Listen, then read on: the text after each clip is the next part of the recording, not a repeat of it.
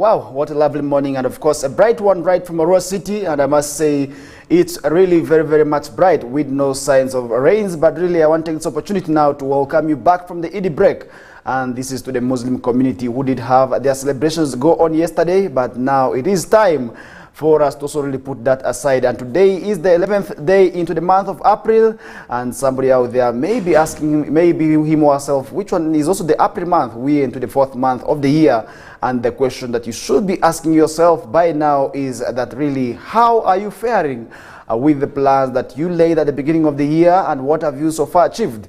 That should be the question that should be lingering in your minds by now, because surely if you are out there just sitting, maybe you are still in bed up to now, maybe thinking of still the Eid celebrations, I must say you get and go work, because really Eid is now gone, and maybe we shall be having the next Eid that will be Eid al-Adha some days to come, which may not be very near from now. But now we need to start working towards our set goals and priorities on what we want to achieve. And really, as I said earlier on, we are already 11 days into the 4th month of the year, and under the Islamic calendar it is the 2nd day into the month of Shawwal, and this is also really the year of 1445 under the Islamic calendar. And I want to also really remind you that we are into the month of Shawwal. That is the month that really also maybe also really is ushered, that is from Ramadan, because Ramadan is also really the month that leads us into Shawwal, and really we celebrate Eid celebrations usually on the 1st of the month of Shawwal, after the month of Ramadan in there. And that is why I want to also remind you, the Muslim brothers and sisters out there who could not be knowing maybe which month we are into by now. It is the month of Shawwal. You are really very much welcome to the show, and really we want now start up the discussions with what transpired yesterday, because it being yesterday, I must remind that a lot of issues transpired, and really we did have so many things also really go on here and there. In Arua City, I was able to witness a number of murders, and really this is also really due to the criminality we are talking about in the city. And that means that the young people who were able to also really go target people who want to snatch people's phones, we are also really murdered in there. There was one who attempted to snatch a phone of one elder, a muzee, around also the areas of, that is Kampala Road here, and was able to be arrested and was also really murdered in cold blood. We also did have so many pictures trending on media. These are said to be for these criminals, and really that is the question now. We want to sort of say, we need to desist from tendencies of corruption, because also really this is corruption, and theft is usually not a good thing. And yesterday, the head of state, that is His Excellency Yoweri Museveni, in his speech also really to the Muslims also on Eid, I say, work if you want to eat. And really, this is something I must say was really quite good, because we want to see people working. We are tired of seeing people really being very much arrogantly there, just wanting to get free things in terms of theft and other formats, which to me is really not the way to go. And as Muslims celebrate Eid al-Fitr, that was on Wednesday following a long month, the month of Ramadan, President Yoweri Museveni took to convey a congratulatory message, as well as also advise using his X platform. And the president counseled the believers of Islam and Christian faith to engage in wealth creation. And today you realize that the government of Uganda is really putting a lot of emphasis, that is in eradication of poverty, that is through the several government interventions. We have the PDM in place, we do have the Myoga, all these are to really also see to it that the masses we are talking about also really get to really also live a life that is not of poverty, which to me is really a good way to go. But sometimes when you see people really misusing these government also projects, when you see them abusing them, it really becomes quite absurd, because where you expect people to also really take a good initiative of these monies, then you see them also really misusing these monies, and then it becomes quite unfortunate for me to see, because I would want to see people also really very good also really in terms of also really uplifting their statuses from poverty. And while pitching the trade operations that's in Uganda before South African business community, that was in February 2023, he said many Ugandans were lazy, and really I believe laziness could also really be a challenge as to a factor to really also these young people engaging in theft, because they think theft is the way to go. But really once we start seeing them being murdered like that, because there was one previously before yesterday was already murdered in the parts of Otramachaku, and this was after he went also really attempt to steal a motorcycle from there, but was able to be also arrested, and the mob actually murdered him from there. And really what we did see is a cross made of metallic being pushed in this person's ear. Really this is something I must say was quite shocking and saddening at the same time. But really what can we do to see that these issues that we're talking about also really avoided? And in Arua City yesterday we did have also our leaders making the same plea to see to that these young people who are really into maybe the drug abuse also leave it, and those who are into theft also leave it. And really, if you can be able to also really get what our leaders say during the Eid celebrations, it would be very, very good. That would also really maybe paint an image of how the Eid celebrations did go on in Arua City. For now, let's first have a look at what our leaders said during the Eid celebrations. Muslims across the world today on the 10th of April 2024 celebrate Eid al-Fitr, which marks an end to the holy month of Ramadan, where they have been fasting from dawn to sunset. At Arua Primary School playgrounds, one of the prayer centers, most of the speakers of the day centered their speeches asking an end to the criminality, which is on the rise within the city center, most especially in areas of Central Division. This call follows the increasing spate of criminality within the city center, ranging from drug abuse, theft, and robbery using motorcycles, where the criminals target those with phones and handbags. Honorable Tima Jackson Butili, the Central Division Member of Parliament, condemned the increasing rise in criminality among the young people, as he says efforts already underway to addressing some of the challenges that the young people go through. This criminal act, I want to condemn it with the strongest word that it must stop. My youth of Arua Central, I have a deliberate effort for you. I have invited the Minister for Youth and Children, who is coming here on 26th of April this year. When he comes, I am going to give the youth challenges to him in my speech, and some of which I've already submitted to him, and will expect answers how he can try to address some of the challenges the youth are facing. Meanwhile, Deborah Ronald, the chairman of Arua City Chamber of Commerce, urges the relevant stakeholders to join hands in finding solutions so as to end the criminality among the young people. Right now, there are over 2,000 people involved in these various groups. So everybody needs to think. It is not one person to think. Every leader spends sleepless nights to think about these boys and girls. We will get a way forward. If we use force, we shall not manage. We have used force for years. But the more we use force, the more their number increases. So all in all, we need to be creative and make these young boys easy. But even as their parents, train a child to grow in the right way. In the line of religion, in the line of skills, in the line of education. Then eventually we shall curb this criminality. Abbas Hamza, a Muslim believer, explains the relevance for celebrating Eid and how the day should be honored. Eid is a festival for joy, celebration, and sharing with neighbors. As a Muslim, you're supposed to begin your day by prayers as usual. After prayers, you then prepare a feast for your friends. Regardless of their religion, you have to call people together. It's a time for celebration. We must come together and celebrate. We look at our neighbors who have less. We celebrate together with them so that the day is joyous for all of us. The day also witnessed people converting into the Islamic faith as they were officially ushered into religion by the district card of Arua Sheikh Abu Jafar Karala.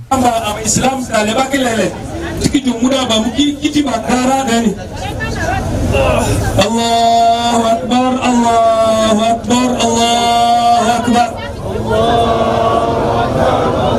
Islam dari muslim kita melihat apa lagi mujizat.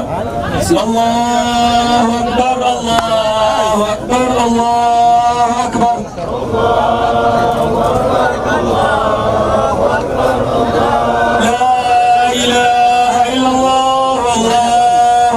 Eid al-Fitr is one of the two official holidays within the Islamic calendar and marks an end to the holy month of Ramadan, where Muslim believers have been fasting from dawn to sunset. FARISH Majid, West Nile TV, Nalcast.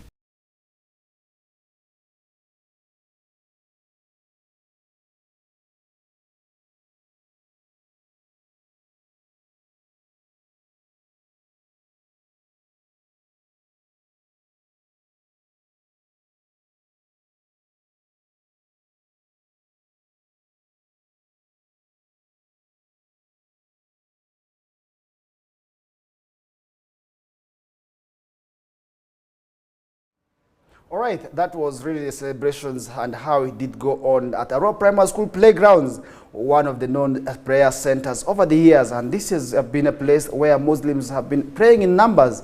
and I was able to see really the numbers also really becoming overwhelming there. Maybe let's first also connect to Zombo and hear what the leaders there also say in relation to what could be happening in the society there. That would really be quite good, as really also reporter Alfred Jawok was able to move a number of places, and I hope now he has a Muslim name that maybe we could be calling him this time around from Alfred Jawok to maybe Alfred Juma. That would also really be quite good. But maybe let's first also get what our leaders in Zombo are saying in relation to the 80 day celebrations. That would be quite good.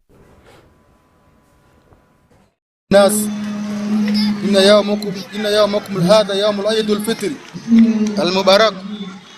Lower Okoro County Kadhi in Zombo District, Sheikh Al-Jab Adam has urged all financially able Muslims to share what they have with their friends in line with Islamic tradition during this Eid al-Fitr celebration. In a statement issued on Tuesday 9th April 2024, Uganda Muslim Supreme Council informed the country that Eid prayers will fall on Wednesday 10th this year. Speaking to West Nile TV reporter this morning, Sheikh Al-Jab Adam implored Muslims to utilize the Eid season to intensify prayers to strengthen their faith. According to Al-Jab, the sacrifices and donations they used to get from their Muslim brothers from abroad this time has not been possible, but he urged those who can afford to purchase can share with their colleagues.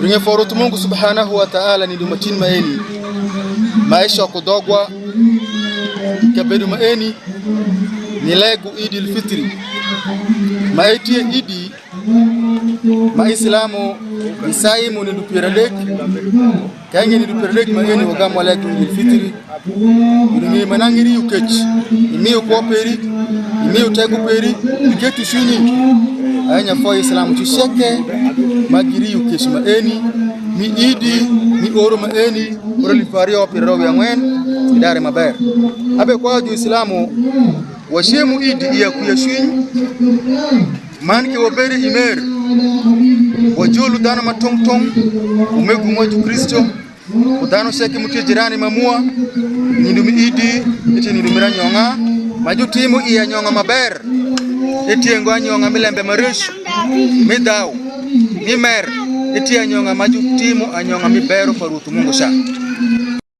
Gabriel Okumu, Okoro County Member of Parliament, who joined the prayers at Salama Mosque, says the month of Ramadan strengthened faith of many believers with God and urged Muslims to reflect the love of Muhammad.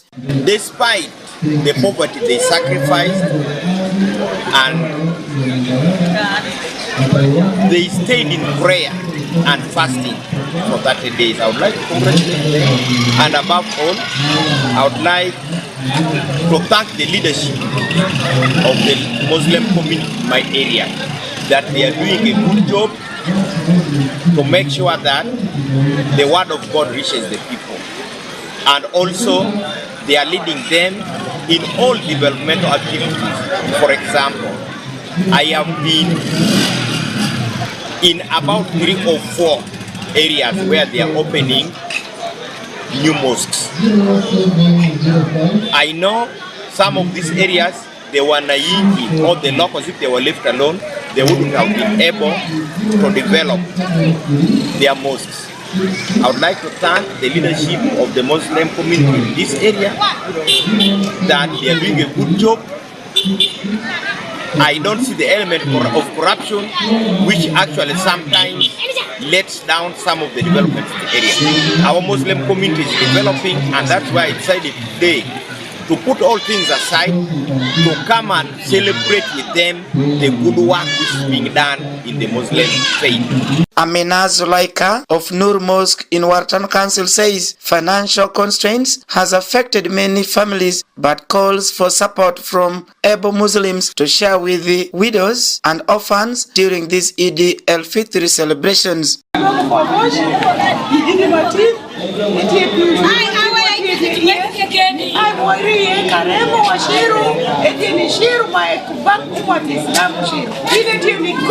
Umat Islam ko nyiri de iye ko ko boshi kafa til umat Islam shege mutai ku shin matin Eid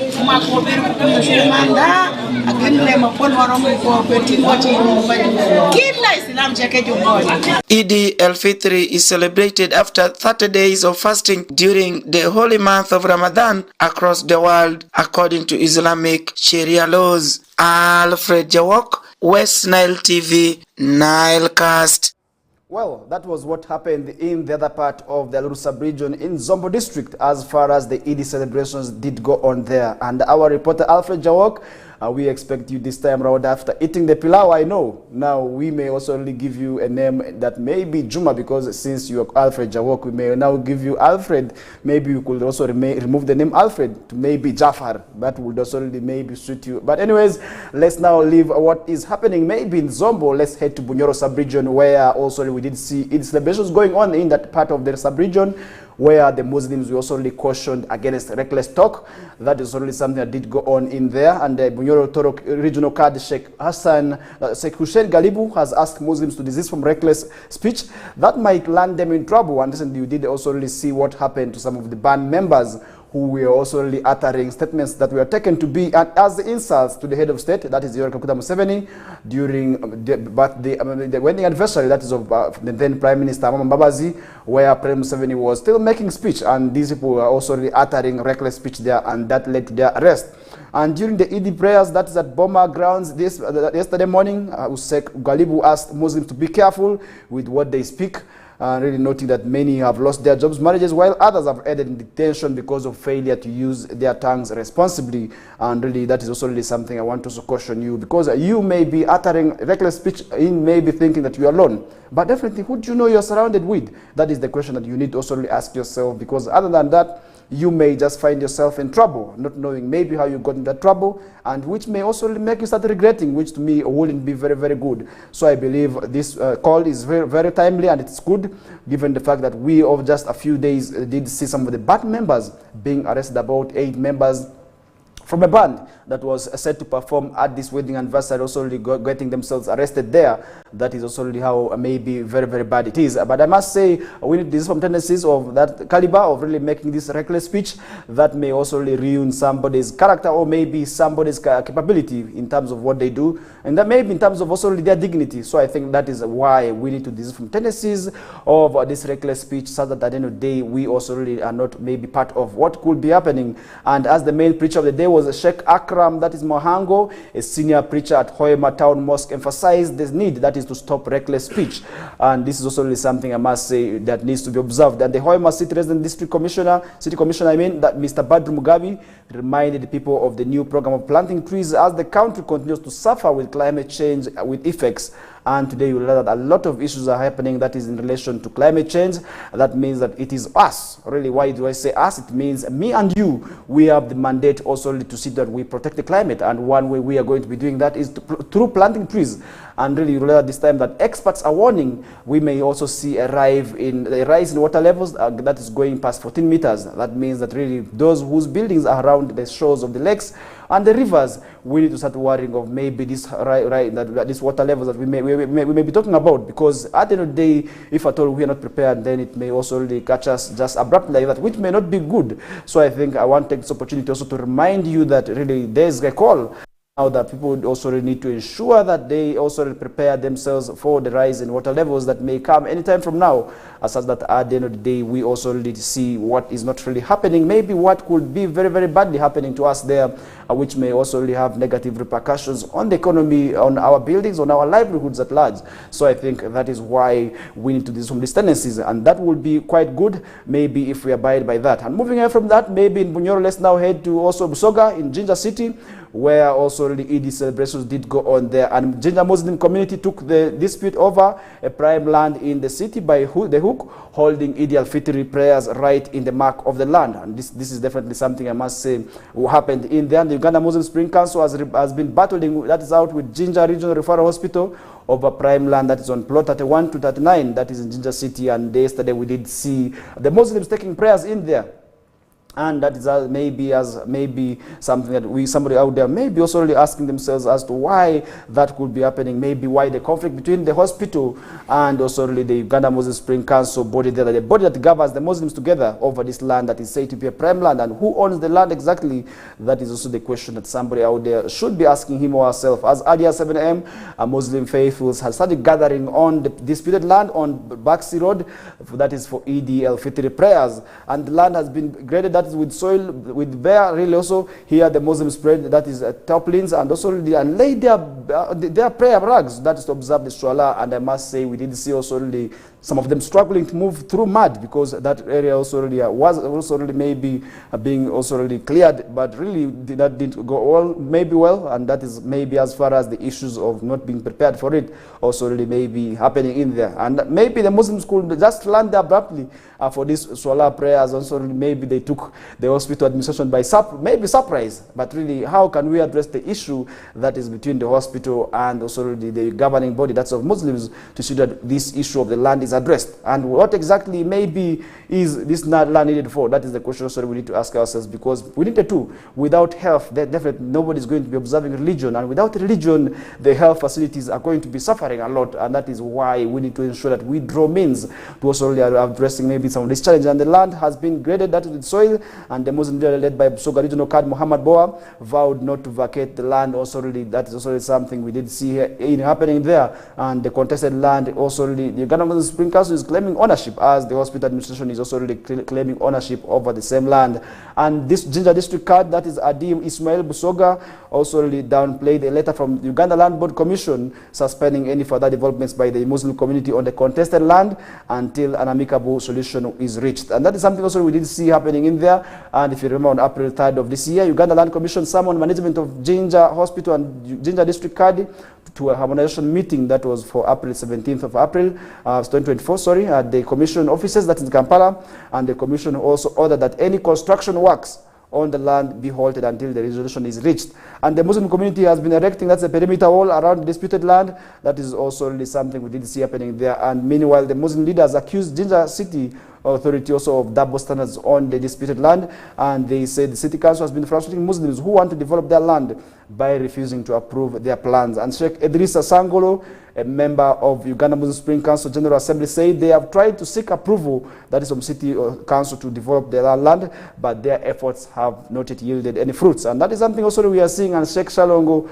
also wondered why the city authorities were suddenly attentive to letters from different offices, also really as that is in relation to addressing this matter there. And I believe there's more that city council needs to do in terms of also really addressing this challenge before there's bloodshed, or maybe before there's any worsen the conflicts, because we do not want to see a conflict between maybe the hospital administration and the hospital, and maybe the Uganda Muslim Spring Council, a body that is really supposed to maybe champion a peace, and that would also really look very bad. And this is also really maybe that one thing that may make the Muslim body also look very bad, but that calls only for one thing, maybe the leaders also need to address this issue very, very well there. And Sheikh Shalongo wondered why the city council also really reads this letter. And last month, the State Minister for Lands, Sam Mayanja, visited the disputed land and confirmed that the land belongs to the Muslim community in Jinja, but really maybe why is the hospital also coming back on board on that matter? That should be the question somebody out there needs to ask themselves as far as that matter is concerned. And that does summarize our discussions in relation to the ED, and those are just some of the highlights I was able to give you on how ED also did go in different parts of the sub-region, maybe the country at large. And that does bring us to our first break of the show. This is still the Kokoliriko live show on West Nile Television, and really my name is FARISH MAJID. But before we do any further discussions, let's first have a short commercial breather as we bounce back shortly.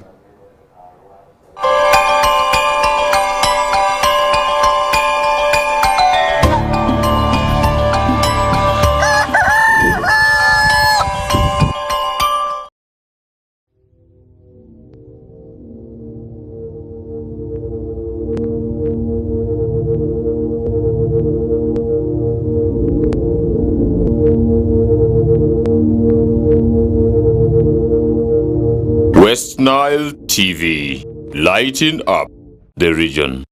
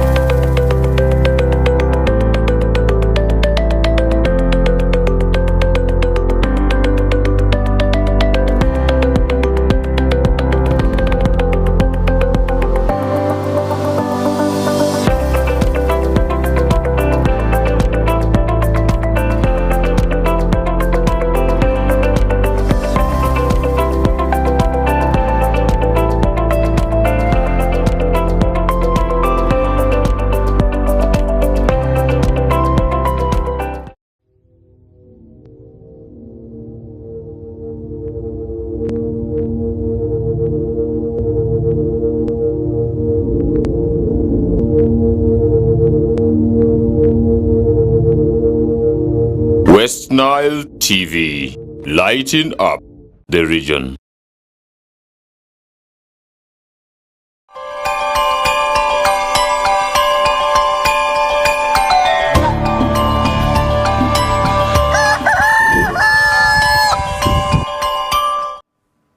Alright, welcome back from that short commercial breather, and we are back with the Kokoliriko live show on West Nile Television, the Thursday edition for this week. And my name is FARISH Majid, and you too, as a viewer, can also really drop your comments that's in relation to your opinions, and also really on what you think that we need to do here on the show. Also really that will be quite good, and we shall be able to also really share that with the rest of the viewers, and that is how far maybe how good West Nile Television is. We give you a chance because we are here to enlighten the region, and trust me, we are not going to be doing that alone as West Nile Television, but definitely we need your support as a viewer, because you're a stakeholder, that is in terms of also really wanting to enlighten the region in here. And before we did go for the break, we are discussing issues related to that is Eid celebrations, and maybe also the disputed land between Uganda Muslim Spring Council and also the Muslims and the hospital body that is also of Ginger Referral Hospital in there. That's in relation to the land where we did see Eid celebrations going on there. And this is a disputed land that has conflict that is between the hospital administration and the Uganda Muslim Spring Council. That's in relation to the ownership of the land, and that is also something we did see going on there. And nationally also we did see Mubaje. I didn't also really maybe talk to you what happened to Mubaje yesterday during the prayer at Old Kampala. And you realize that drama ensued Wednesday morning at Old Kampala. That was Gaddafi Mosque. That is also really during the Eid al-Fitr prayers in there. And halfway through his address, Sheikh Mubaje also was heckled by an individuals attending prayers over a long speech in there. And the heckling was so loud that he was forced to briefly stop, and also his address instead of call for calm. That's also something we did see happening to him there. But really, why don't we give people a chance to talk? That is really something we also really getting to realize is becoming a challenge. Just barely a few weeks ago, when President Museveni was making speech, people were complaining, started murmuring here and there, but really, what is the problem? And then a few days also to that, we are seeing now Muslim faithfuls also really doing the same. That is to the leader of the Muslims in Uganda, that is Mubaje, who is also really the mufti of this country. Maybe what is going wrong? Why are people becoming very impatient? Maybe as far as the issues of people making these long speeches. Is it that the speakers are making long speeches? That is the question also really we should be asking ourselves. Oh, people no longer see maybe any sense in what the leaders are saying. That also really needs to be maybe assessed. But really, nonetheless, maybe these are people of high caliber. Why don't we give them listening ears? Because you may be a person, you have the freedom to walk away, but really, why would you solely walk away when the head of state, maybe the head of the Muslims is talking? That is how bad it is, because really what they did is really quite wrong, and this is something we must not promote, and we must condemn this in strongest terms. A leader is a leader, and these are noble people who are really within society, whom we cannot really mimic, whom we cannot really ridicule, whom we cannot undermine. That is maybe the question also really people should understand as far as these issues of the long speeches maybe is concerned, because people are complaining of long speeches.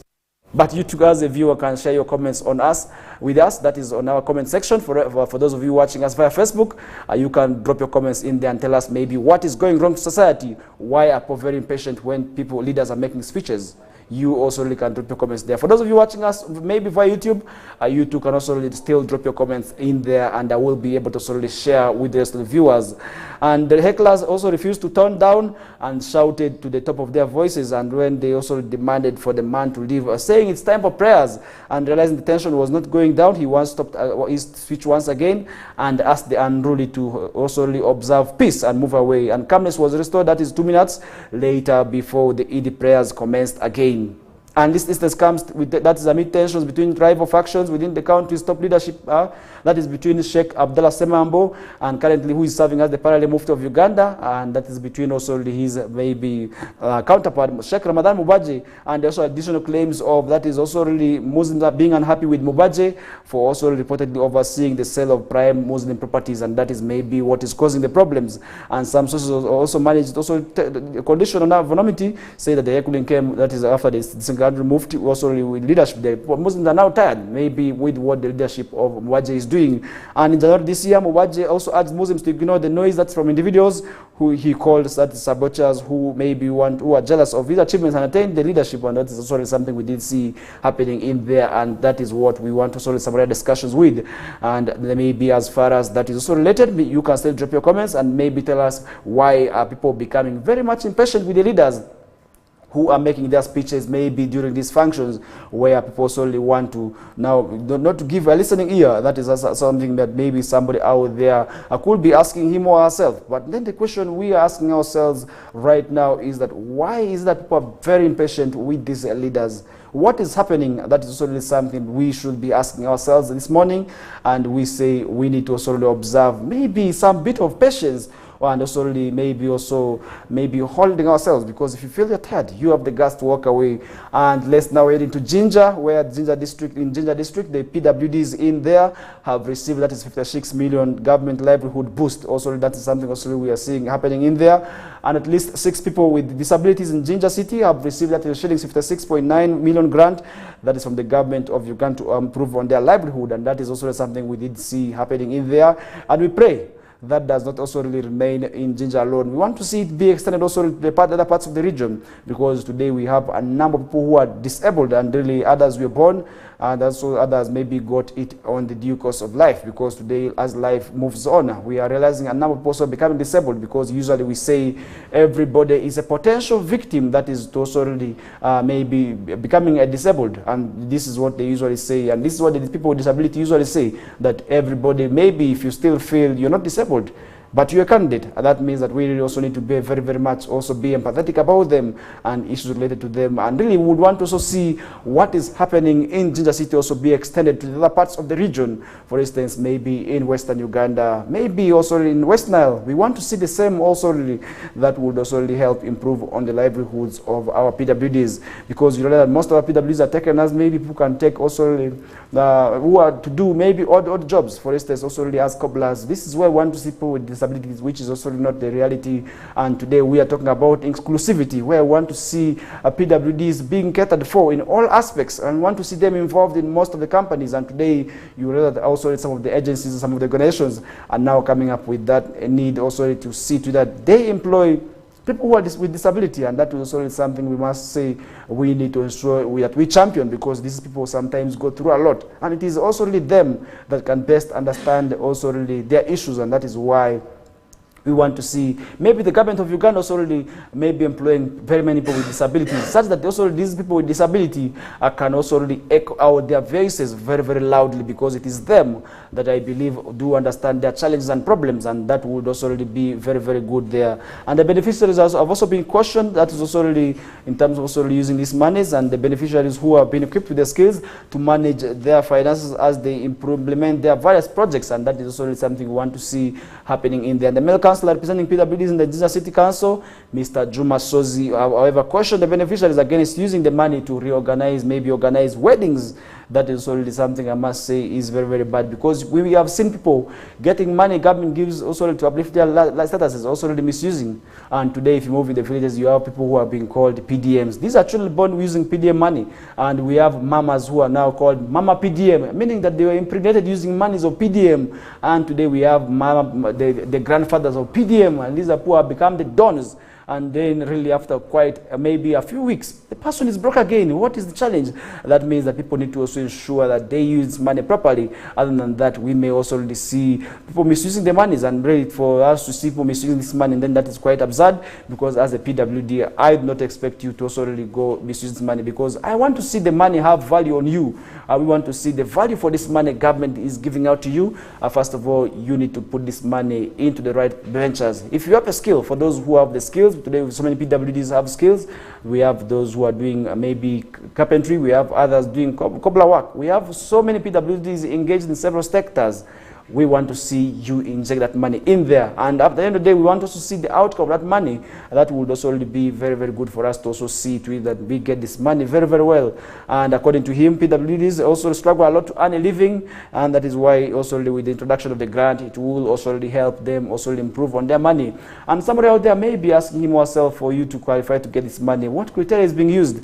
And I must tell the PWD's focal person, Ms. Olivia Tumbura, say the beneficiaries have been grouped that is into 5 people, with each group but also getting that is between shillings 3.5 million to 5 million also really there. And Ms. Tumbura say the groups presented project proposals including goat rearing, poultry, catering services, and 10 businesses, among others, where they were also scrutinized before being selected for funding. And I must say that is quite good, because if you look at all these projects, these are projects that are generating a lot of money today for so many people who are really into that business. For those maybe who are in catering, we have seen also really people wanting to eat. For those who are in tent businesses, today we have so many functions going on, and where the tents are usually not enough. And that is why maybe at the end of the day, we may also really see people getting this money is very, very, but the challenge could be management. Who is exactly going to be managing this is also really the challenge, where we have seen so many people also really sometimes also suffering because of this government monies, because they cannot really probably manage the businesses, and that is why the business also really sometimes don't also stand the test of time. And with this, we want to see this money getting its value and its intended purpose, that is to uplift the status of these people here. And the Assistant Ginger City Clerk, that is Mr. George Chori, has said PWDs can turn out to be business entrepreneurs if they use the grant very well. And I believe that is the same dream I also have, and I believe the same thing could also really be a reality, because disability is not inability. That is the question that we use. That is also the champion, that the slogan we have always been saying, disability is not inability, and that is the same challenge. I want to tell you that if you are disabled, you can still be a millionaire, you can still be that billionaire you want to become, but the challenge and the issue is only attitude. If you have the right attitudes, definitely we are going to be seeing you realize the worth for this money. But still, if you have the negative attitude, trust me, we may not also really see the value for this money, because we will see you eating this money just because of the attitude that you have, which is negative. But I want to implore each and everybody, as a stakeholder in here, let's support these people as such that also they realize the value for this money at the end of the day. And he said the City Council is already seeking to provide necessary skills in business management to enable the beneficiaries to sustain the projects being undertaken. And according to Chori, the training of the beneficiaries was prompted by previous experience that indicated the PWDs were not able to also really use the grant profitably since they lack the necessary skills. And I believe also really empowering them with the skills before they maybe giving this money is the right way to go, because last year I was able to attend the PWD's annual general meeting in Arua City, and one challenge that actually came out clearly in that meeting is the issue of financial literacy, which to me also really needs to be first given to these people. Because if you give somebody money who is also maybe it's a person who is not also really understanding how to use this money, then definitely we're wasting our time, because the person is just going to get this money and consume the money, and that is it for him. And that is maybe how they will be able to also really misuse that money there, and which wouldn't be very rightly. And I believe that is also what we need to undertake. We need to ensure that we also really engage with these people. We talk to them. We have time with them, so that also really we do not also leave them behind in terms of also really misusing this money there. And the Ginger City Principal Community Development Officer, Mr. Geoffrey Musuza, has said the beneficiaries have no excuse for failing to maintain their projects after getting that is the really desired skills, and ask them to put the money to it that is proper use. And we do not want to see people marrying using this money. This is the question maybe I also want to extend to the PWDs. We do not want to see maybe Mama Grant being born using this money, which wouldn't be very, very good. So I want to extend my call to these people and more so the beneficiaries who have received this money. I don't know if it's a revolving fund, but that is also something we should be asking ourselves. If at all it's a revolving fund, how maybe what conditions are we going to be giving to it, that we also see to it that we maybe refund this money very, very timely, as such that maybe the other PWDs in that area also really can get maybe what they want to do. And that is also really what does summarize our show, maybe our topic in relation to that, as we also really move on with more topics. And really we are still continuing with the Kokoliriko live show. on West Nile Television. In case you are just joining us right now, you are most welcome aboard. From wherever you're watching us from, it's a great pleasure having you on board this morning. But really, you too can also really drop your comments in there on what you think, maybe on what we're discussing here. What here could the challenge be? Because we have discussed a lot of issues. We started with the discussions on ED, where we also really did move on now, also where we're talking about PWDs getting money. And really, that is also really something that you too can also really drop your comments. In case you started watching us right from the time we began until this hour of the morning, your comments are really highly welcome, and we shall be able to already go through some of them. And that is maybe what really we need to talk about. That is already something we also need to talk about, because if we do not talk about this, then definitely who else will talk about it? That is also something we also really want to know, because as West Nile Television, our #1 goal remains, that is to enlighten the region. And we are not going to be doing that alone, but rather me and you have a part to play in terms of also really addressing that challenge there. And government suspends issuance of gratis transfer letters for teachers is also really another story that we are seeing on this beautiful Thursday morning in here on the papers. And the government, through the minister, or that's the Ministry of Education and Sports, has suspended issuance of transfer letters for newly recruited secondary school teachers and support staff. And that is also something we are seeing on the pass this morning. And Dennis Mugimba, the ministry's spokesperson, said the suspension is intended to avoid interfering with the first term activities. That's already something we are seeing here. But what do you think about this? That is denial of also really transfer letters for newly recruited teachers. What do you think about it? Because somebody may be working just for maybe a term and starts writing for maybe transfers. According to you, what do you think? You can also drop your comments there. And according to this year's school calendar, a first term is expected to return. That is up May 2nd. And that is already maybe how we are going to be expecting our children to still be in school. And also towards the end of last year, Mr. Sam Kuloba, the Commissioner for Secondary School, also announced that the ministry had resolved to carry out, that is, a massive transfer for 8 teachers and also for teachers to improve on service delivery. And Mr. Philbert Baguma, the Secretary General, that's of Uganda National Teachers Union, said the decision will demoralize the affected staff. And really, why don't we also see to that? Why don't we embrace maybe these issues of the transfers? That would also be another question that somebody may be asking himself, because somebody maybe could have lasted in a school for 10 years. And trust me, once you're in a place for very long, you get maybe comfortable. And really, that is also really maybe not quite good, because for service delivery, we want to see people also really being very, very much active in there. And Mr. Aaron Mugaiga, the Secretary General of Uganda Professional Science Teachers Union, said the decision is a disadvantage, that is to schools who may also really have known their staffs very well. And I believe that is the right way to go, because we expect them also really to also really exchange knowledge, because somebody who is coming newly also comes with, that is also really a lot of issues that is in relation to maybe changes and reorganization structures here and there. That would also really be very, very good in there. And I believe that is the way to go. And maybe also really you as a viewer, you can share your comments on that, and I will be able to really be very, very much appreciated, and to maybe share it with the rest of the viewers. And that is also really as far as that issue of the teachers is concerned. And really, as you understand that the traders in Kampala are ongoing with the strikes, that is also something we cannot exclude talking about this morning. And really, if I can be able to briefly give you maybe what is also really happening in there, that is already something that may be very, very good there. And Museveni is said to meet, that is traders on Friday. That is also something we are seeing on the path this morning, as the President of the Republic of Uganda, His Excellency Yoweri Kaguta Museveni, is expected to meet Kampala city traders on Friday. That is to discuss their grievances on the implementation of Uganda Revenue Authority electronic, that is the receipt system that tracks down payment of, that is, value-added tax.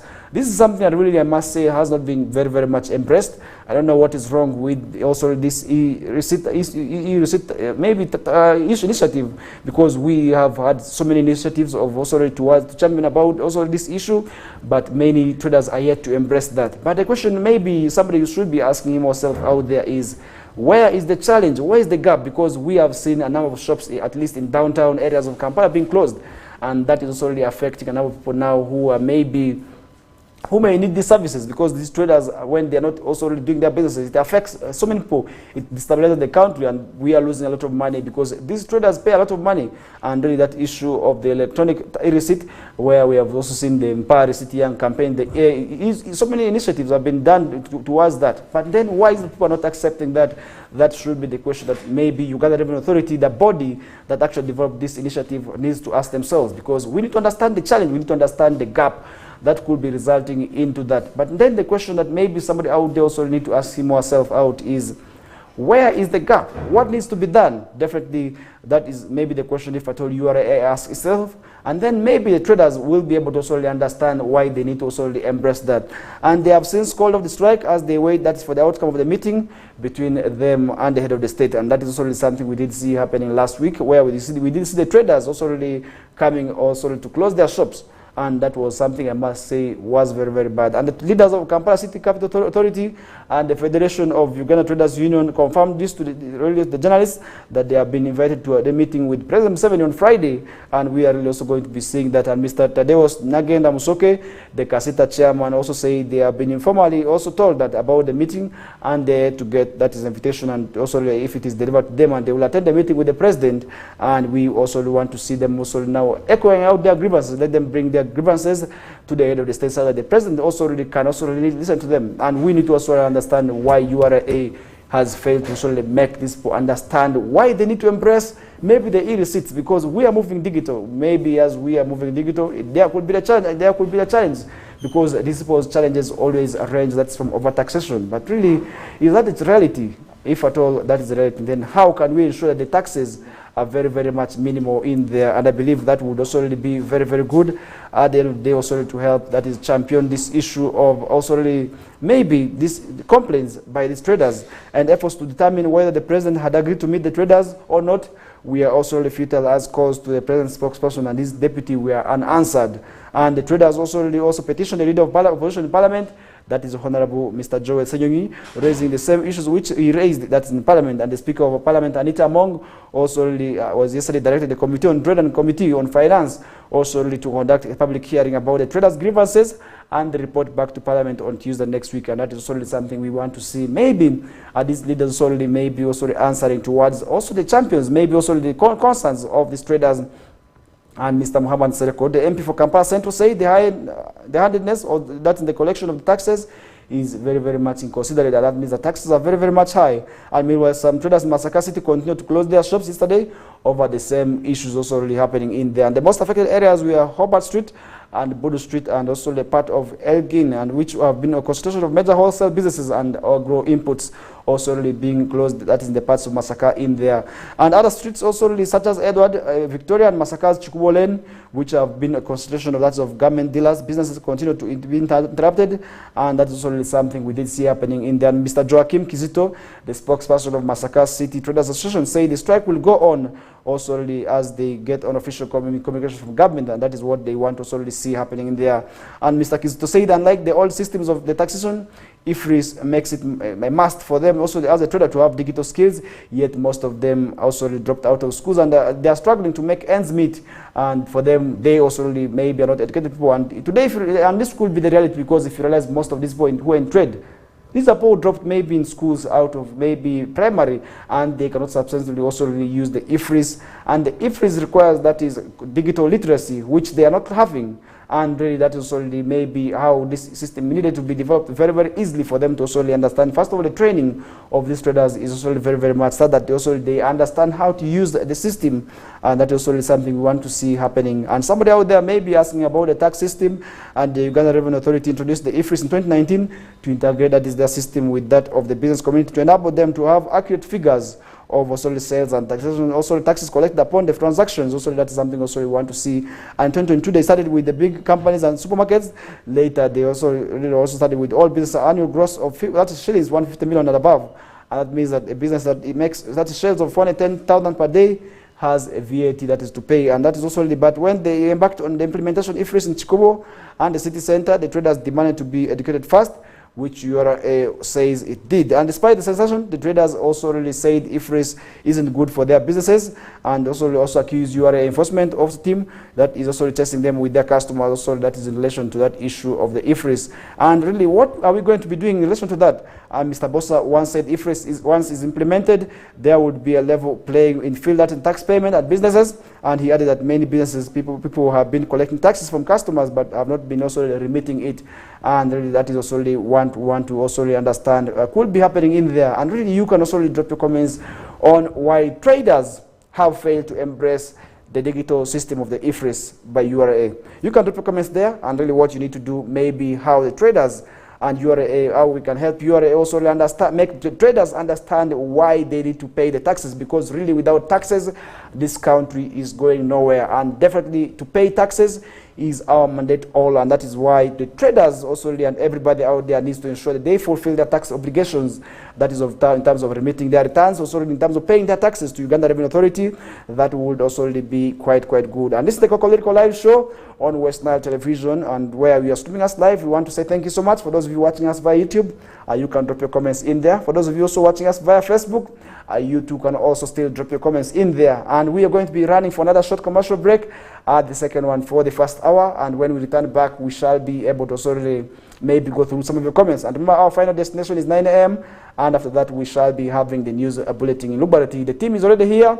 I must also really confirm and assure you that they are already willing, also really prepared to give you what is happening in the world of Eolas there. And maybe somebody could be asking himself of what transpired yesterday and of this morning. Definitely the team that is really very much determined and very much focused is already in here to give you that in the hour of 9 a.m. But for now, let's first have this short commercial breather as we bounce back shortly.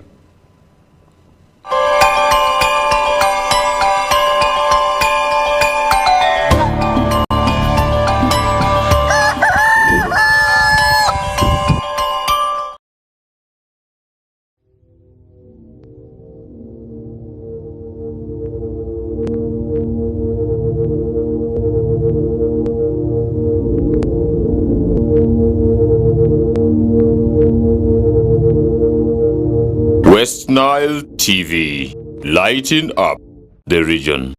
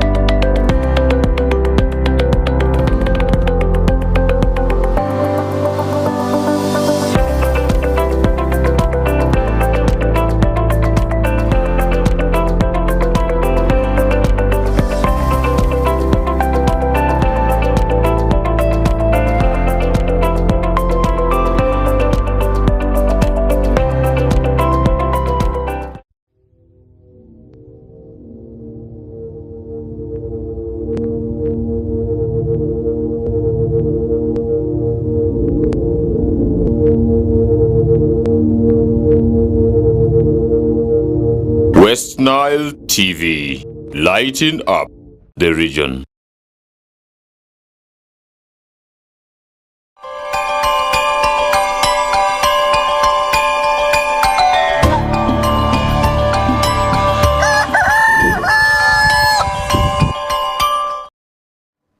Alright, welcome back from that short commercial breather. We are already back with the Kokoliriko live show on West Nile Television, channel 0073 on Zuku, and also really online from wherever you're watching us from. We say it's a great pleasure having you on board this morning. You're most welcome to the show, and we are already into our second hour of the show, and our final destination remains 9 a.m.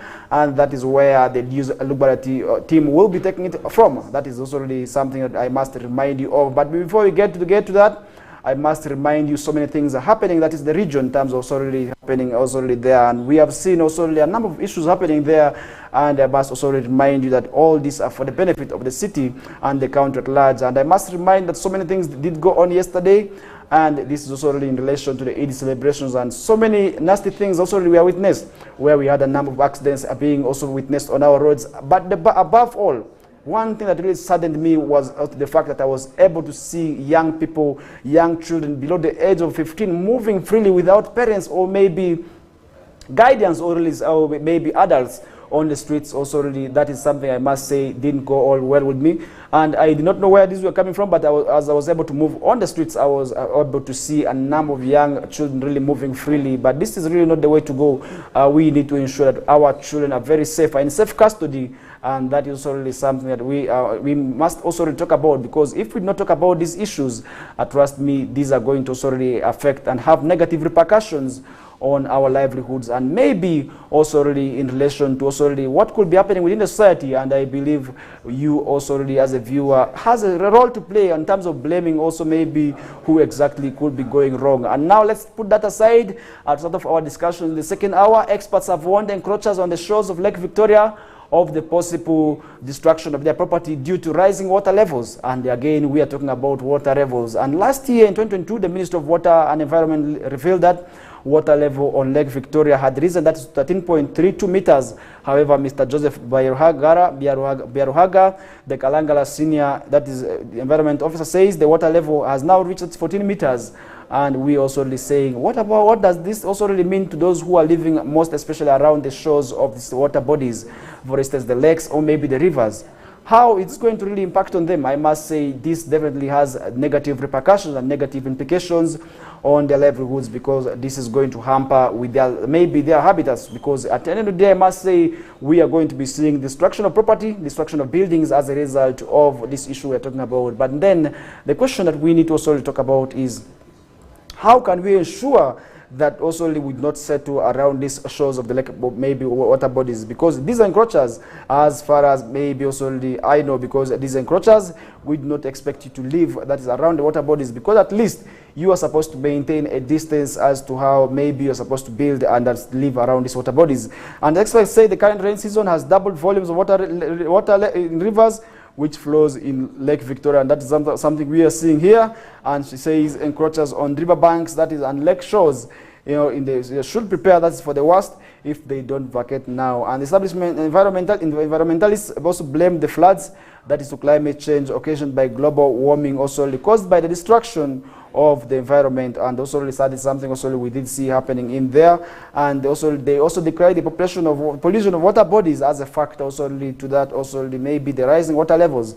And what does that also now call for? It means that we also need to ensure that we do not live around the shores of this lake, maybe water bodies. We need to ensure that our homes are at least a distance from also where we're also seeing maybe this happening. And I believe it is possible. We need to not also buy land in these areas. That wouldn't be very, very good there. And this is going to affect the hotels. We have hotels that are really around also the shores of these water bodies, the beaches.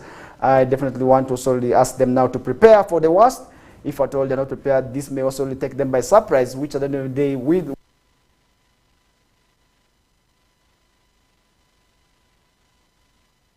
area that's for vessels. And Ms. Salom Kasire, a proprietor of Moena Farm Beach, says the white sand, which was a key attraction in the facility, was washed away as a result of the rising water levels. And that means that we are already seeing the implication of that, and we are expecting more of that. That means that really people need to ensure that they do not live around these water bodies. And she adds that the trees on the beach are rotting away as a factor, because the water body has also been too much. And Mr. Derek Biaton, the director of Kids Home for that's physically impaired, says a section of the facility's premises is submerged in water due to the rising water levels. And he says they placed stones on the shores to try and block the water that's from flooding the facility, but this did not really work for them. And that means people need to ensure that they are prepared for the worst, that wouldn't also really be quite good for them if they're not prepared. That would also take them by surprise, which at the end of the day wouldn't be very, very much rightly for them there. And I believe that is also something we need to ensure that we talk about, because surely we want to see a society that is very safe and protected from these issues. Other than that, we may also really see people suffering as a result, and the repercussion which wouldn't be very, very good, that is in relation to that issue that we are talking about. And that means you as a viewer also really has to ensure that you do not maybe live around these shores, and that is one thing we want to see really happening. That is to everybody out there. Maybe we want to see the safety of everybody. We want to see people very, very safe, and with their property also really being very, very safe in there. And that means people need to not to settle around these water bodies. Other than that, we may also really see people suffering the repercussions of what we are discussing in here, which wouldn't be very good. And I believe that wouldn't also really be quite good for those people who are living more so around the shores. And I believe you also really, as a viewer, has the right to help them, because really you need to tell people that they need to avoid tendencies of settling around these water bodies, because these water bodies are not maybe places for settlement, because rather people are taking advantage of settling wetlands. And also at times we see people also really receiving, that is, land titles to maybe lands under the other areas which have been termed as wetlands. But where do they get the certificates from is the question also we need to ask ourselves. And that means that the leaders also need to be serious, such that these people are also protected. And other than that, we may also see people suffering the repercussions, because some of them also buy these things, maybe these lands, maybe maybe when they're not even aware of what they're doing, that wouldn't also really be quite good for them. And that is also really something we want to see and want to talk about. And also really that is what summarizes our discussions in relation to that. And now let's first head to our neighbor South Sudan very much shortly. And really I must say preparations in that country already underway. That is for the elections, and that means that really very soon in December we may see our neighbors South Sudan going into polls there. But really the question we should be asking ourselves right now is, are we ready for this exercise? And really, are we going to be seeing history repeating itself? Definitely, I must say no, because over the years, we have seen also the elections of South Sudan not going on very well there, coupled with a number of issues where we have also really seeing people also to the extent of being also forced into exile. And definitely we want to see this time around a peaceful elections, and that wouldn't also really be very bad for us to see. We want to see an election that is good, because really where we are seeing also issues of maybe peace also not prevailing, that definitely also really affects the outcomes of the results. And that means that really, if at all we are also to see maybe an election that is fair and free enough, we may also really see peace maybe reigning in that country for once and for all, because that is what our prayers. We have also really seen the South Sudanese nationals living in exile, always also really championing that is the issue of peace building, and where they have also really asked for peace because they feel they are tired. And that is one thing I must also really remind you of. And this election is also really something I must say where people are now expressing interest. And remember, South Sudan has maybe 2 tribes which are already very, very much influential in the affairs of that country. These are the Nuer and the Dinka, where we want to also really see maybe the leader coming from, maybe another tribe this time round, because most of the leaders under this country have been at least maybe from these 2 tribes, and that is where the struggle has always been between the two, maybe really also going on there. But then the question we should be asking ourselves, how are we ready for these elections? Because we need to also ensure that the people who are going to be in there are very safe. Because today we have Ugandans living in South Sudan, we have South Sudanese also really living in Uganda at large, and that means that their safety also really needs to be very, very much catered for and also really thought about. That wouldn't also really be very bad for us to witness. And I believe that at the end of the day, we also really need to also really see what is happening in there. And that is one thing also I want to remind you of, as we also couldn't talk about trade. And as we talk about trade, really we also really see, we did see the former Speaker of Parliament, who is now also really the 3rd Deputy Prime Minister, that is also really the 2nd Prime Minister, that is also really, that is Honorable Kadaga, also really championing also trade in there. And we have also seen him meeting the leaders in the border districts of South Sudan there. And today, I must say, this is also something we want to see, because we want to see trade moving on very, very well. That wouldn't also be very, very bad. And maybe let's first connect to see what they are doing and what exactly is happening in that area there, in line to what we are discussing this time round, as we bounce back shortly from now. Thank you.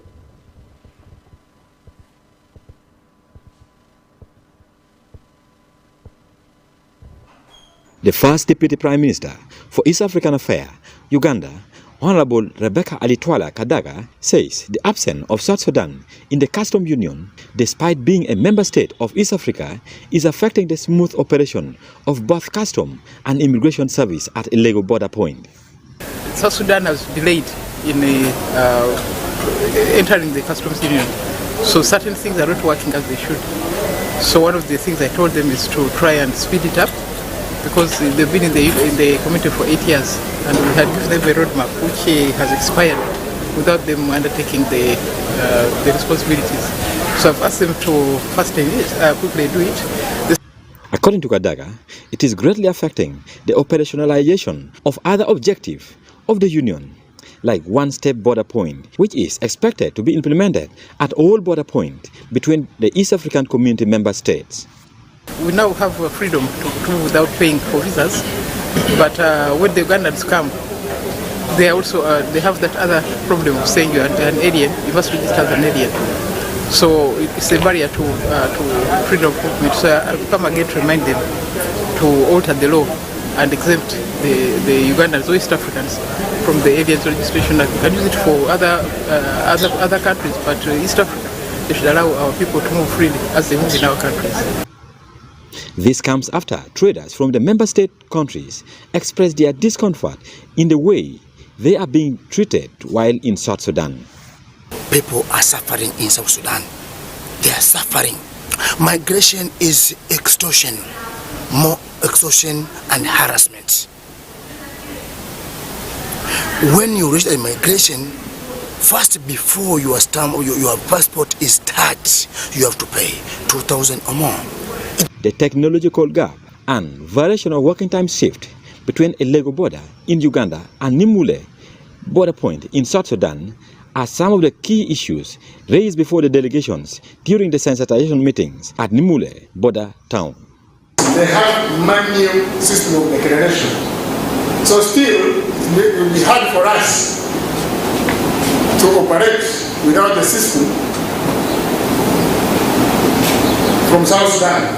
So that's one of the reasons why on the side of customs, non-operationalization of the OCP is there, but manually. However, Benny Gideons, the Undersecretary, Minister of East Africa, South Sudan, admit the alleged gap. He assured the delegation that South Sudan government is working hard to come on board in the Customs Union, being East African Community member state. Follow up on the proposal of the one-stop border force, the South Sudan and Uganda, and the common border. That's the reason why we started these two OPPS. So we need to assess the level of the performance of our one-stop border force to identify what are the areas of improvement that we need to improve in the proper functioning of these OPPS. Hanet Simwenda, the General Secretary, East African Affairs, admit the concern raised during the meetings and call upon development partners in the member state counties to come up and sensitize locals on the benefit of being a member state for East African community. We need to devise a strategy. We need a long-term strategy for transformation of this border post. And as the EAC Secretariat, it is our responsibility. The East African Community Secretariat convenes these high-level sensitization meetings at Nimule border town to follow up on the performance of one-step border point strategy being one of the key components of East African Customs Union in the treaty for the establishment of East African Community. Stephen Okello for West Nile Television, Nilecast. All right, welcome back from that video, and I know that is what we want to expect. We want to see, because as East African community, at one time we want to see also really the bloc being united and maybe under one leadership. That would be very, very good, and really want to thank Honorable Alitwala Kadaga for that initiative also really of meeting those leaders in and championing, wanting to see also trade moving on freely, because as a member, maybe as a minister in charge of East African affairs, that is really something I must say is really great to see her do, and that is one thing also we want to see, maybe also the fruits of that meeting, also maybe also yielding maybe success in there. And that's also something I must say we also want to see happening, because at the end of the day, that is already what we want to also realize and want to see a trade moving on freely. That is between the two heads of maybe the two states of Uganda and South Sudan at large. Maybe not only that, also the rest of the East African community member blocks, because maybe also what we heard from her is maybe South Sudan also really has not yet fully joined the bloc. That in terms of seeing that they do trade together, and that is one thing also really we want to see. At the end of the day, also really maybe we want to see it as a success, because other than that, we may also really not realize what we want to talk about, because definitely that is something also really we want to see. Maybe climaxing to realize its impacts, because if we don't talk about that, then definitely we may also really see people not maybe embracing that, because without trade, definitely we may also really not also see maybe also already realizing the transformation in terms of also the poverty, and maybe also the GDP that we are always talking about, where people need to be that's above also the money economy.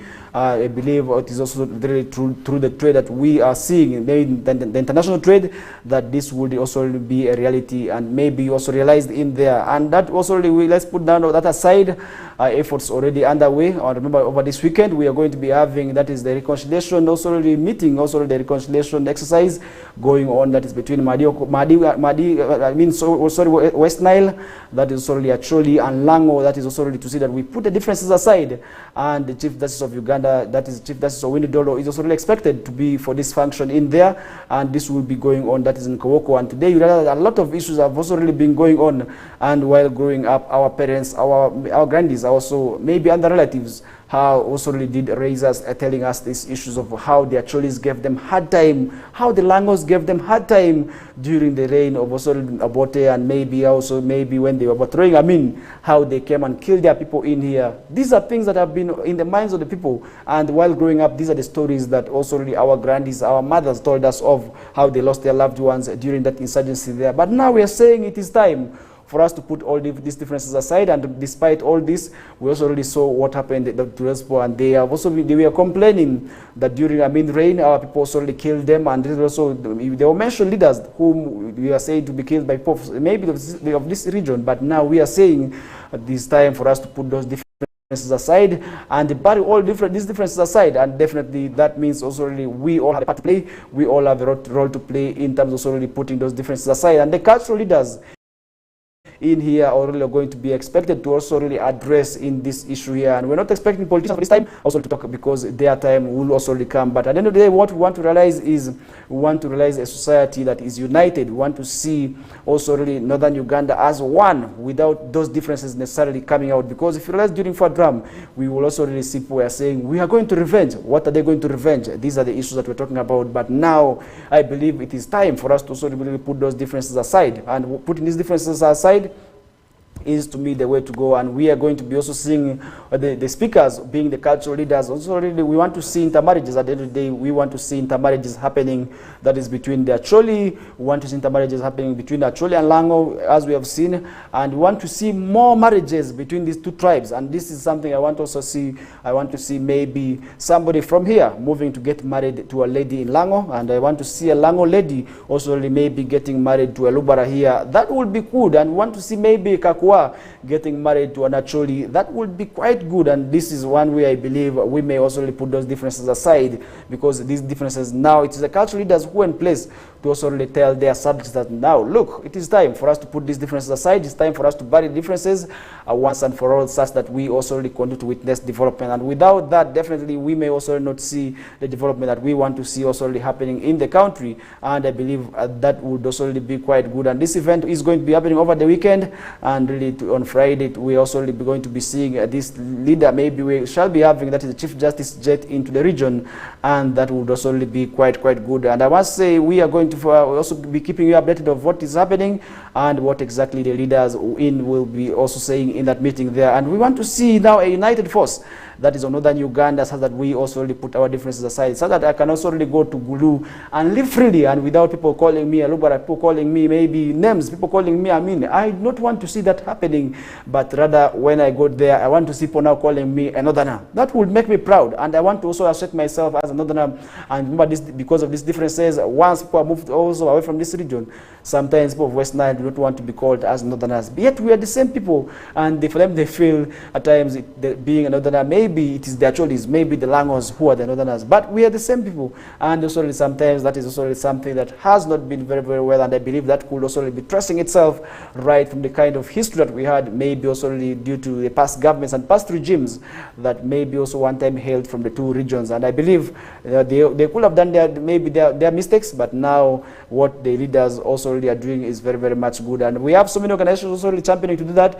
We have also the religious institution, that is Madian West Nile Diocese, championing that is through organizations like Wenda, who are really in support to see that this exercise is a success. And that is something also we are following up towards closely, and we shall be able to keep you updated about that.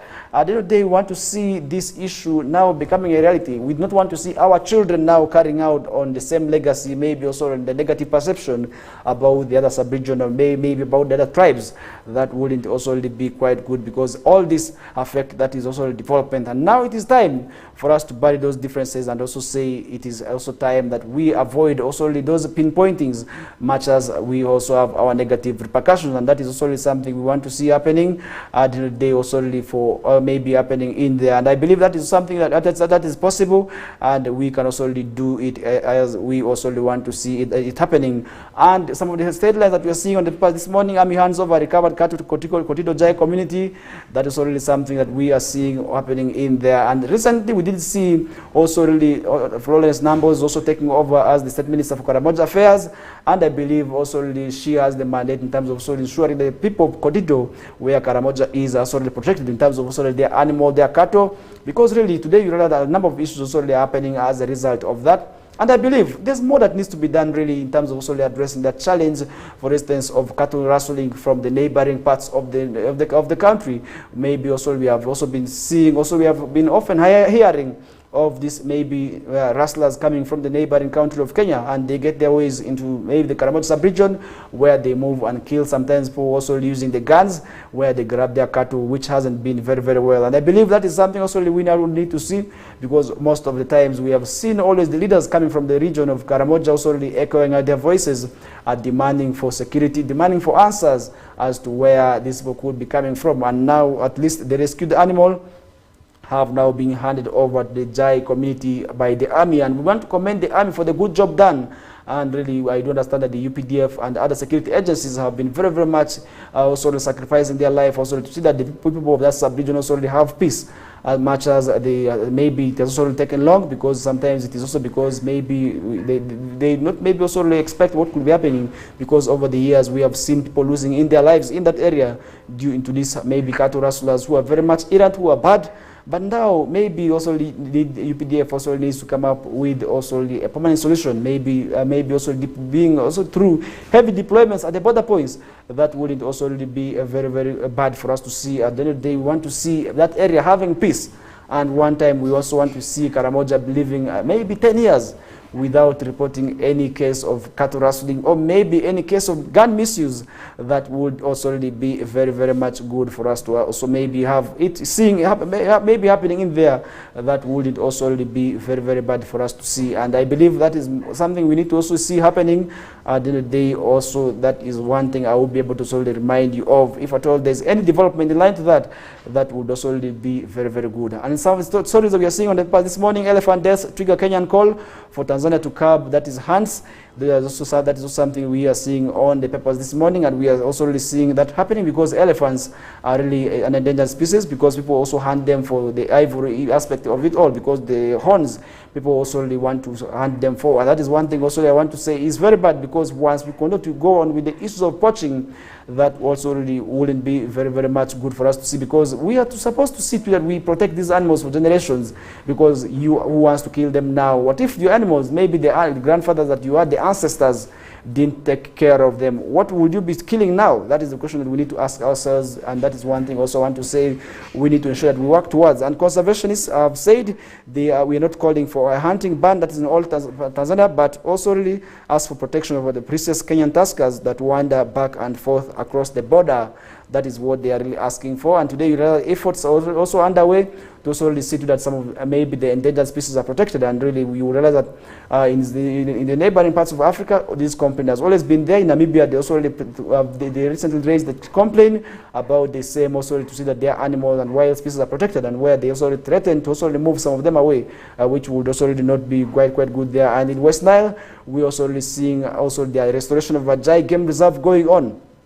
But the question we should be asking ourselves right now is that how are we ready for this maybe game reserve also in terms of also protect these animals, because we oftentimes also really have tendencies of people coming on board to really also ensure that they take part in poaching, and really poaching has also really been putting a risk that is to endangering the species that we are talking about. And these animals, these wild animals that we're talking about, the elephants, people really hunt them for different reasons. For instance, people want the ivory mostly, where we have also really seen people also being impounded at times with this maybe ivory that we are talking about, where also sometimes we have seen some of the relevant authorities also really being part of that unfortunate trade there, which is really quite bad.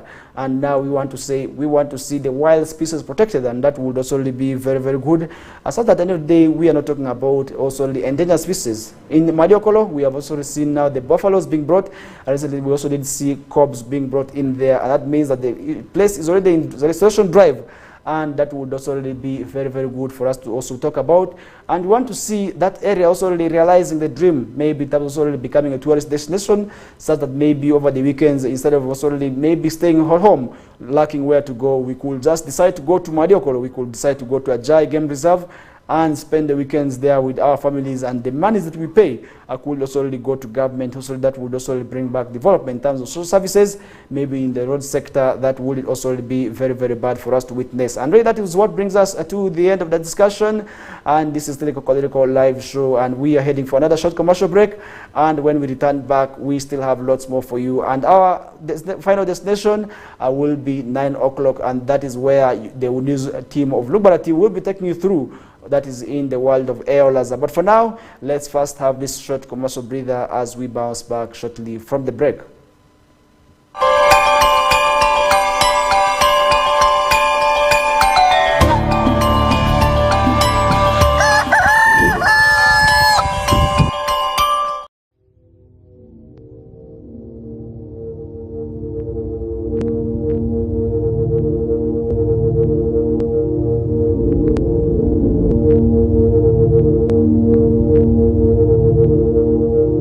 West Nile TV, lighting up the region.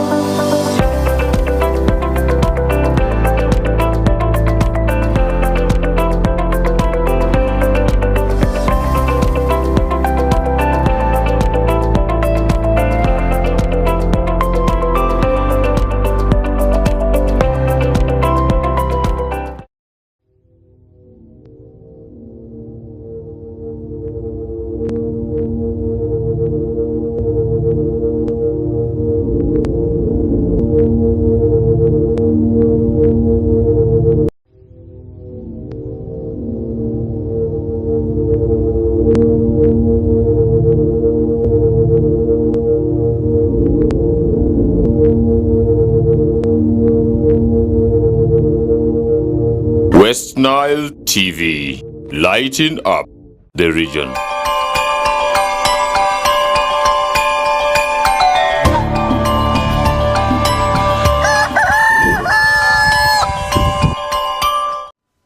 All right, welcome back from that short commercial breather. We already in the evening of the show, but before we get to close the discussions, we still have lots more to give you. That is on the morning updates on Kokoliriko live show with me, FARISH Majid, and that is also how you need to also really be part of the show. And still, you can drop your comments in there, and I will be able to really go through some of now on some of the stories that we're seeing on the paper this morning.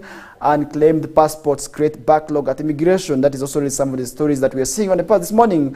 And the Ugandan Directorate of Immigration is facing a storage crisis due to significant backlog, that is to uncollected passports, where over 50,000 passports dating back 2018 are sitting unclaimed across 5 centers in Kampala, Jinja, Gulu, Mbarara, and Bali. Could be the challenge, and that is also something maybe somebody could be asking himself. Is it that maybe these people have not been informing the owners of these passports, or the owners of these passports also got tired after following up? Because sometimes if you move this entity, trust me, you will be able to get tired of also following up on this, maybe your passports, and that is also something that could be resulting into that. But then the question we are asking ourselves right this morning is, where could be the challenge? Because after somebody affording to pay all that money and they really do not claim the passports, and where we're saying over 50,000 passports right from 2018, this is quite a huge number of people. Really, that is also something that we should be asking ourselves, because the passports are to last for 10 years, and where somebody's passport came out that in 2018 and the person has not claimed it, the passport could also expire right at the facility there, and I believe that wouldn't also be very, very good, and that means maybe the immigration department also needs to mind about that, maybe in terms of giving out the people the right cause, maybe also through informing them about the readiness of their passports.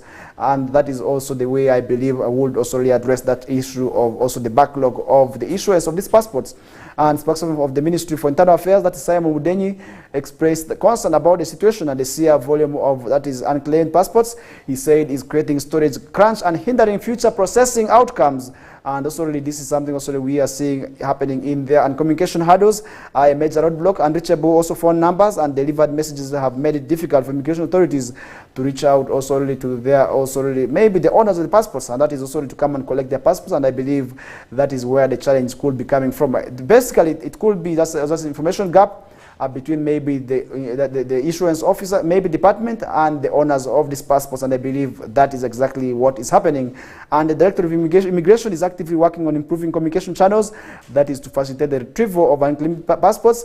However, immediate action is crucial to prevent further strain on the immigration resources, and I believe that is already something that needs to be done, because if we are talking about that, then definitely we want to see people getting their passports, because at the end of the day, they realize a number of people are moving and leaving the country, and where they're going to is also really maybe to look for better pastures, maybe for greener pastures, which is also really something that we could be seeing happening in there. And I believe that is also the way to go, maybe if at all people feel labor experts are really doing that, and really this is where we have seen people being asked for passports.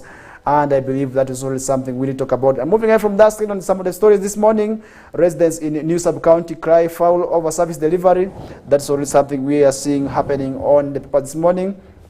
Although government is mandated to ensure social services also reach to the citizens through its various administrative units, this has not been the case. That is for Koti Sub-County in Kapchorwa District in Sebei Sub-Region since 2017. And the Ministry of Local Government created Koti Sub-County in 2017 following a resolution between the Kapchorwa District Council in 2015. And the Sub-County was carved out, that's of Kapshembe Sub-County, which has been also being annexed, that's Kapchorwa Municipality. And really speaking to journalists, also the predominantly occupied also the Bennett minority group, who said that in the area in 1983 from Mount Elgon National Park has since never been operationalized. And that's also something we're seeing on the path this morning.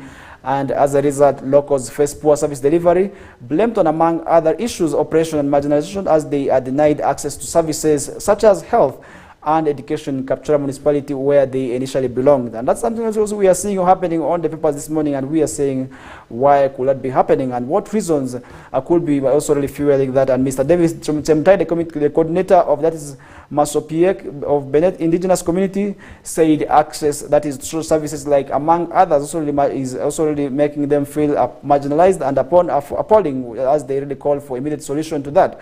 And he added that in 2020, the district had attempted to employ technical staff, including parish chiefs in the sub-county, but also really we are later withdrawn with no clear explanation given to them. And that is also really something we did see happening in there. And also it has since been established that the circus between Kapchorwa municipality and also really Kapchorwa district has made it very difficult for the locals to access better services, since their municipality nor the district wants to be in charge of the sub-county. And also that's something else we are seeing happening there. Mr. Joseph Cherop, a community member, also tasked the district authorities to clarify on the issue of sub-county status, where exactly it belongs. In terms of, does it belong to the district or it belongs to the municipality? Is also really something that these people want to now know, because they want to find out where exactly they are falling in. And said locals are benefiting from government programs such as PDM and Emyoga, but in their area this is not the reality. And Mr. Edward Satya Twala, an elder, said in 2020, when they were supposed to hold elections, some political leaders in the district frustrated their efforts to hold the elections. And this is where the challenge is sort of coming in through. And they believe that there's more that needs to be done. And the Kapchorwa District Woman MP, Ms. Phyllis Chemtai, say the area has been lagged behind in terms of development, because it can neither be supported by the district nor the municipality. And I believe now there's time for maybe the status of this district, maybe this sub-county to be known. And other than that, we may also really see them also continuing to suffer in there. And I believe that is something also we need to also talk about, because if at all we not also talk about, then definitely we may also not see it happening there.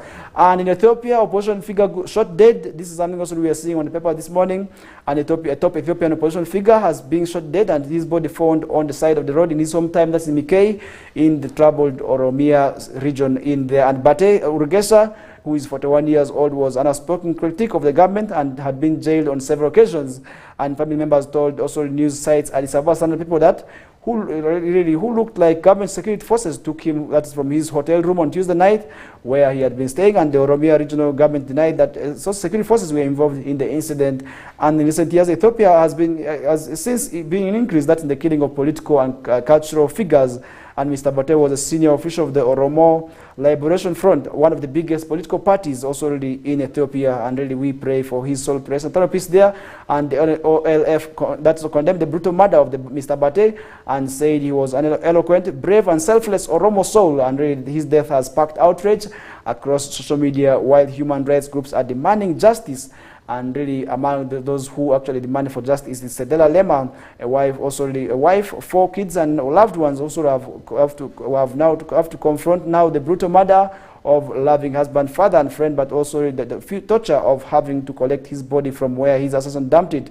But Ugesha was an ordinary Oromo politician, but a sharp man also. Really, that is how I've been able to eulogize him. And really we say we do not want to see maybe such instances happening. And really these are things that really also make people have doubts also really maybe in the governments there. And that is something also we want to say happened in there. And that is what summarizes our discussions. As we come to a close of the discussions, we are just remaining with some few minutes to also really put the discussion aside as we usher in, that is the AOL News team led by Fete Emmanuel and the rest of the team also to come through and let you know of what is happening in there. And now to summarize discussions as usual, we do that straight into the world of sports. And this is where we want to also really let you know maybe some of the games that did go on yesterday.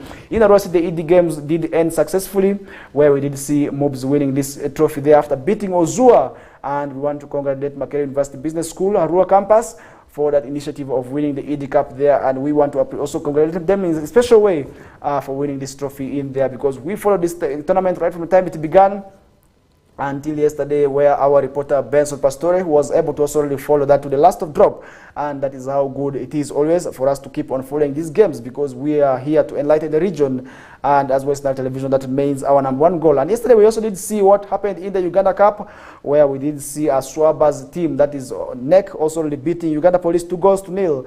And we did also really see one of our West Nile's own, one person who is raising our flag very, very much high, making us very, very proud, also really appearing on the score sheet there. That is none other than my OB from our primary, Gaddafi Wahab, also really scoring there in the 78th minute. And meanwhile, another West Niler, that is Abang Cromwell, also really scored in there for West Nile sub-region in the 4th minute. And that means that really this was an affair that really where we did see our boys who are performing outside the region also really doing it very, very well there. And we want to see them also come back.